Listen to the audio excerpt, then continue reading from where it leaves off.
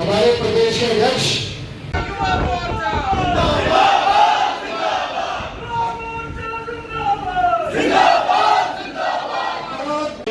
मुख्य वक्ता से प्रभारी भारतीय जनता पार्टी जम्मू कश्मीर आदरणीय आशीष सूद जी मंच पर बैठे। भारतीय जनता पार्टी जिंदाबाद जिंदाबाद जिंदाबाद। आज के युवा सम्मेलन पार्षद संजय बरू जी इस युवा मोर्चा के प्रभारी मोर्चा जिंदाबाद जिंदाबाद। धन्यवाद। हमारे अध्यक्ष जी बोले ज्येष्ठ श्रेष्ठ कार्यकर्ता, तो ऐसा लगा होगा कोई बम बम गिर गया सामने, है ना?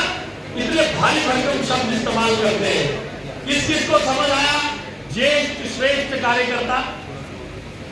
इसका अर्थ बहुत लोगों को नहीं आया ना समझ। जिसको समझ नहीं आया वो ताली बजा दो एक बार जो।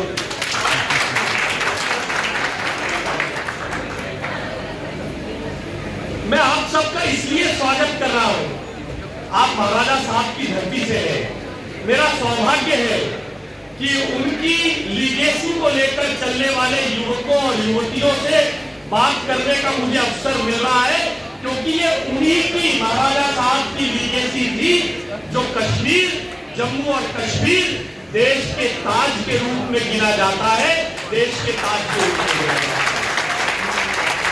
और मैं इसलिए भी आपसे मिलकर बहुत प्रभावित और खुश हूं, क्योंकि भारत के प्रधानमंत्री आदरणीय नरेंद्र मोदी जी, हम सबके नेता, भारत को विश्व गुरु, भारत को विश्व में सबसे आगे बनाने की कल्पना रखने वाले नरेंद्र मोदी जी भारत के युवाओं में विश्व को आगे ले जाने की ताकत देखते हैं और भारत के युवाओं में विश्व में स्टार्टअप कल्चर को, स्टार्टअप इकोसिस्टम को विश्व में सबसे आगे भारत को पहुंचाने का अपने दम, अपनी मेधा, अपनी बुद्धि, अपनी ताकत से विश्व का सबसे मजबूत स्टार्टअप इकोसिस्टम बनाने का काम हमारे युवा कर रहे हैं।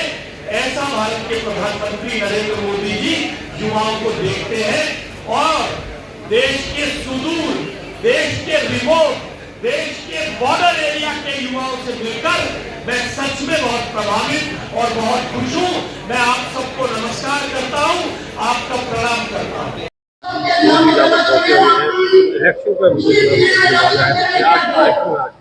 भारतीय जनता पार्टी पूरे जम्मू कश्मीर के अंदर हर विधानसभा 90 की 90 विधानसभाओं में युवा सम्मेलन का आयोजन कर रही है।